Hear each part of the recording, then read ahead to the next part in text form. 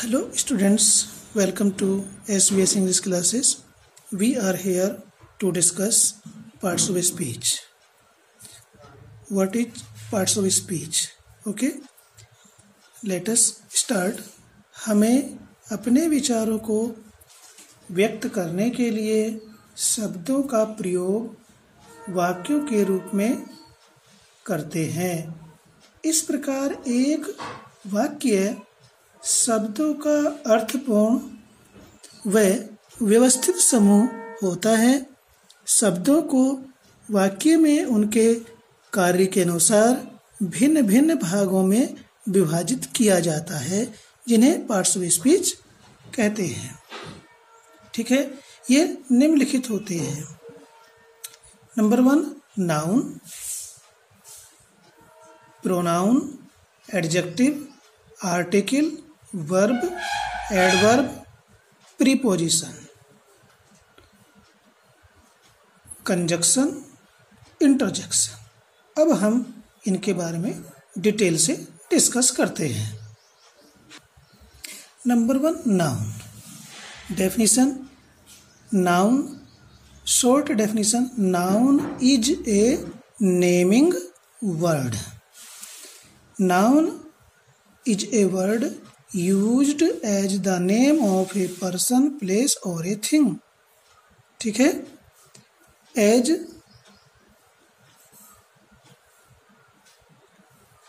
राम व्यक्ति का नाम हो गया, प्लेस रामपुर,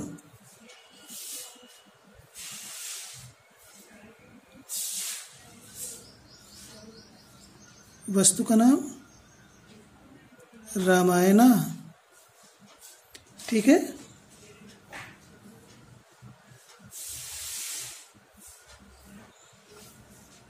फैमिली,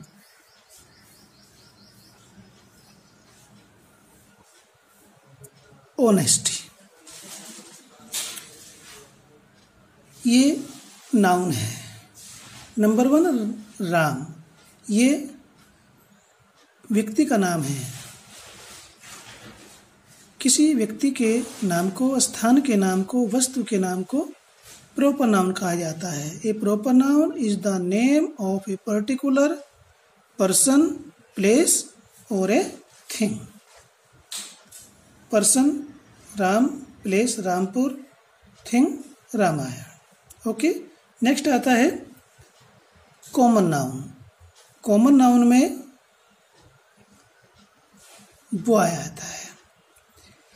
किसी वह नाउन जो किसी वर्ग या जाति का बोध कराते हैं, ठीक है, उन्हें कॉमन नाउन कहते हैं। बॉय, गर्ल, डॉग,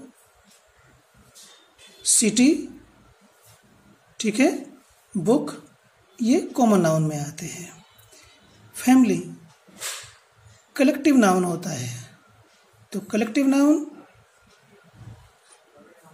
व्यक्तियों के समूह, स्थान के समूह, वस्तु के समूह को कलेक्टिव नाउन कहा जाता है।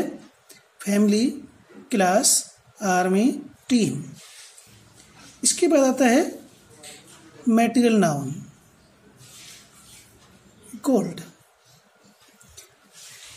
जिन चीज़ों से किन्हीं वस्तुओं का निर्माण होता है उन्हें मैटेरियल नाउन कहा जाता है। Gold, milk, iron, brass, copper, earth, EARTH। उसके बाद आता है एब्स्ट्रैक्ट नाउन, जिसे हम आंखों से देख नहीं सकते, छू नहीं सकते, केवल महसूस कर सकते हैं, उसे हम एब्स्ट्रैक्ट नाउन कहते हैं। Abstract noun can not be touched, cannot be seen. Abstract noun can only be felt. Honesty, kindness, importance. तो ये हमने आपको नाउन के बारे में बताया। नेक्स्ट है pronoun. Pronoun is a substituting word, स्थानापन्न शब्द। ठीक है, a noun is a word used in the place of a noun, he, I, they, इस प्रकार से। ये थर्ड पर्सन में आ गया, ये फर्स्ट पर्सन में, ये भी थर्ड पर्सन में, यू। ठीक है, इसका प्रयोग बता रहे हैं हम आपको केवल संक्षेप में।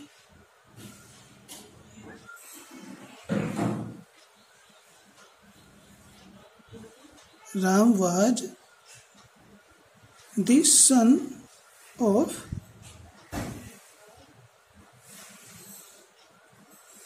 दशरथ। ठीक है, अब इसके लिए हम प्रयोग कर रहे हैं के बदले में he was an ideal king. तो ये ही प्रयोग किया गया है, ये राम के स्थान पर प्रयोग किया गया है। He is a pronoun is used in place of Ram. Okay, next है adjective. An adjective is a word which is used to add something to the meaning of a noun और प्रोनाउन। इसे शॉर्ट में कहेंगे an adjective is a qualifying word. Qualifying word, good, to,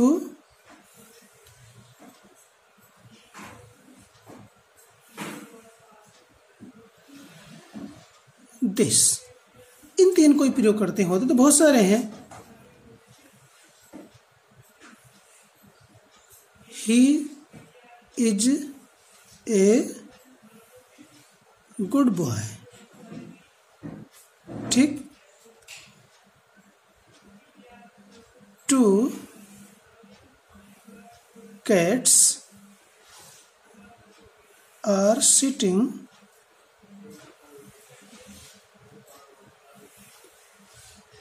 on the table। यहाँ पर ये कितनी बिल्लियाँ हैं, तो इसको ये क्वालिफाई कर रहा है नाउन को। This book is mine. ये एडजेक्टिव ऑफ क्वालिटी है, ये एडजेक्टिव ऑफ नंबर है, और दिस डिमॉन्स्ट्रेटिव एडजेक्टिव है। दिस के बाद नाउन आ रहा है तो ये एडजेक्टिव का कार्य कर रहा है। ठीक, article.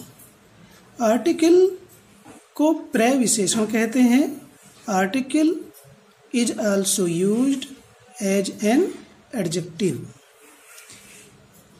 Articles are of two types, definite article, the indefinite article an। ठीक है, इस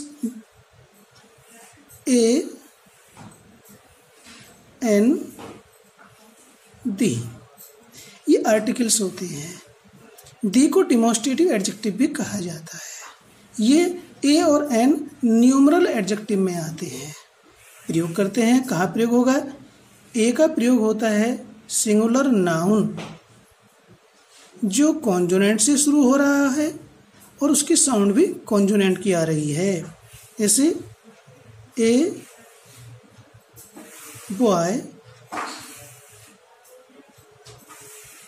कम्स टू मी। ठीक है, ए बॉय संख्या बता रहा है, अनिश्चित है, पता नहीं कौन सा लड़का है, हम परिचित नहीं है। एन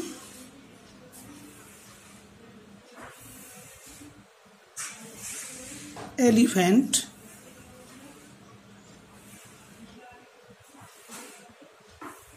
इज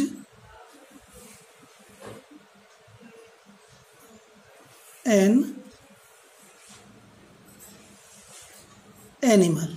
एक हाथी क्या है? एक जानवर है। तो देखिए यहाँ ये वोवेल से शुरू हो रहा है, साउंड भी वोवेल की है, तो एन का प्रयोग हो रहा है। फिर यहाँ पर एनिमल लिखा, भाई हाथी क्या होता है? एक हाथी एक जानवर होता है, तो ये भी नाउन है। ठीक है, इससे पहले भी एन का प्रयोग हो रहा है। अब आता है दी का। ये डेफिनेट होता है the doctor comes to our house. तो ये जो दी है ये निश्चित परिचित व्यक्ति की ओर संकेत करता है। हमारे घर जो डॉक्टर आता है वो कोई भी आ जाता है, परिचित है, हम उसे जानते हैं और डॉक्टर हमें जानता है। तो ये एडजेक्टिव को ही काम करता है। ठीक है। वर्ब, तो a verb is a word which says something about a person, place और a thing. As, is, write, go. हम 3 वर्ब ले रहे हैं ये। तो इसका प्रयोग कैसे होगा? Mohan is a good boy. ठीक है। ये इज बी फॉर्म है, ये मोहन के गुण के बारे में बता रही है कि मोहन अच्छा लड़का है। ठीक है। Right, I write a letter. यहाँ पर क्रिया प्रदर्शित हो रही है। आई क्या करता है? लिखता है। क्या? A letter. तो ये तो हुई लिंकिंग वर्ब, ये हुई ट्रांजिटिव वर्ब। क्या लिखता है आई? A letter. इसको प्रयोग करते हैं। He goes to school. वह जाता है कहाँ? स्कूल। तो ही क्या काम करता है? जाने का। ठीक है। किसके ऊपर करता है? अपने ऊपर। जब सब्जेक्ट किसी काम को किसी दूसरे पर करता है तो वर्ब ट्रांजिटिव होती है, और जब सब्जेक्ट भी वही कार्य करता है वो उसके ऊपर ही असर पड़ता है तो वर्ब इंट्रांजिटिव होती है। ही यानी हम आने का, जाने का, हंसने का, रोने का जो काम करते हैं वो क्या होता है? इंट्रांजिटिव होता है। नेक्स्ट है एडवर्ब। एडवर्ब को हम क्रिया विशेषण कहते हैं। An adverb is a word which is used to add something to the meaning of verb, adjective और एन एडवर्ब और एनीथिंग एक्सेप्ट नाउन और प्रोनाउन। नाउन और प्रोनाउन को छोड़ करके सभी शब्दों को ये मॉडिफाई करता है। तो एडवर्ब को हम एक सिंगल वर्ड में कहेंगे N adverb is A modifying word. कौन कौन से होते हैं? Very,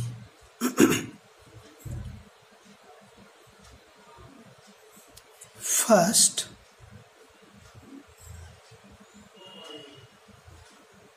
slowly. इनका सेंटेंस में प्रयोग करते हैं। He runs fast. तो यहाँ ये फास्ट इस वर्ब को मॉडिफाई कर रहा है, काम करने की जो गति है उसको बता रहा है। ठीक है। नेक्स्ट है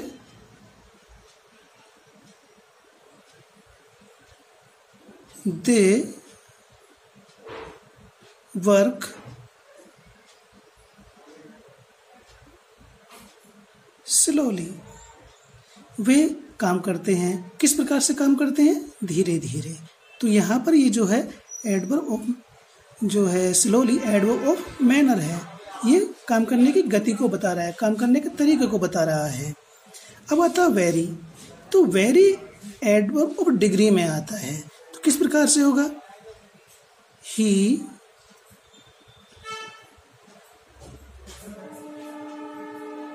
स्पोक वेरी फास्ट या वेरी स्लोली। ये जो एडवर्ब ऑफ डिग्री है ये स्लोली एडवर्ब ऑफ मैनर को मॉडिफाई कर रहा है। तो ये एडवर्ब को ही मॉडिफाई कर रहा है। ठीक है। इसके बाद आता है प्रीपोजिशन। तो प्रीपोजिशन क्या है? A preposition is a word which is used before a noun or pronoun to show its relation with other noun or pronoun. तो कौन कौन सी होती है preposition? In, with, at, for. संक्षेप में बता रहे हैं, डिटेल में बाद में बताएंगे. अब इनका प्रयोग करते हैं. We are sitting in the room. यहाँ पर वी का और रूम का रिलेशन शो करने के लिए इनका प्रयोग किया गया है. ठीक है.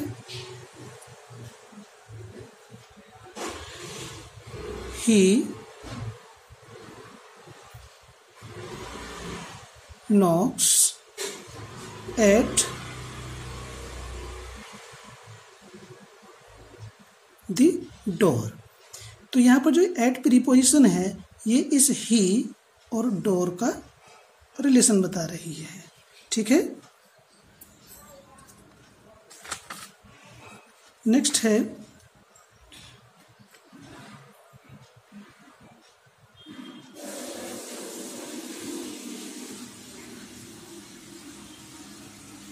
father bought a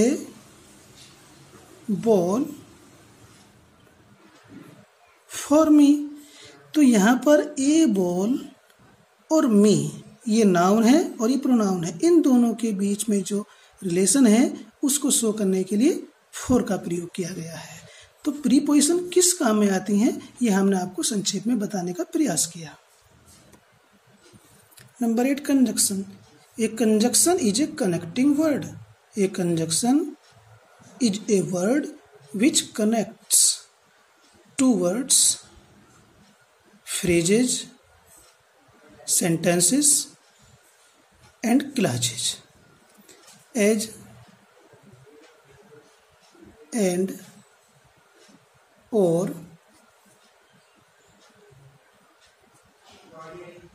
because,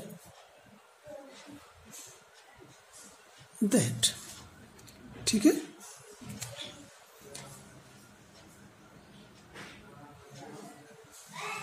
Ravi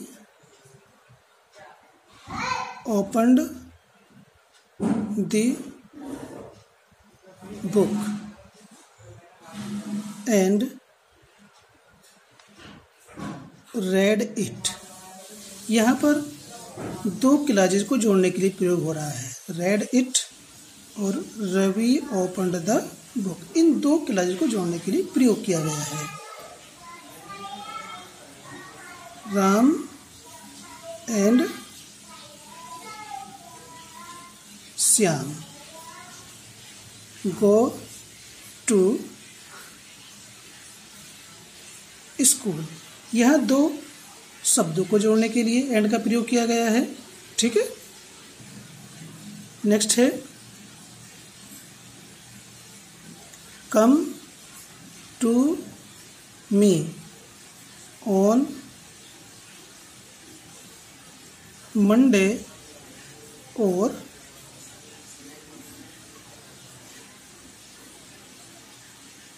Tuesday. भाई या तो मंडे को आओ या ट्यूसडे को आओ. ठीक है. नेक्स्ट है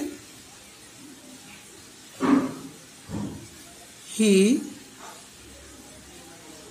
did not come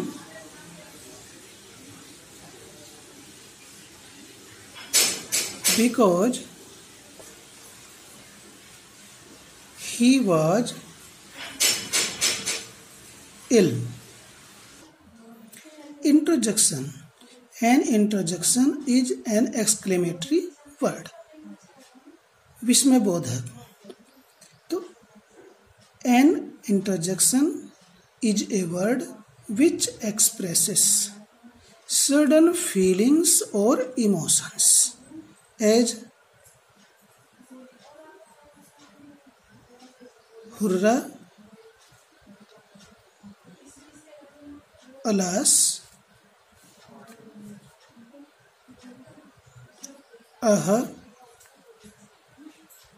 oh.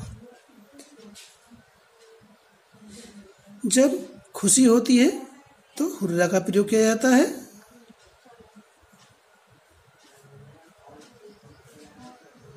Hurrah, we have won the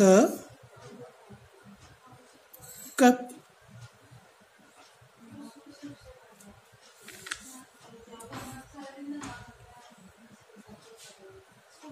alas, his friend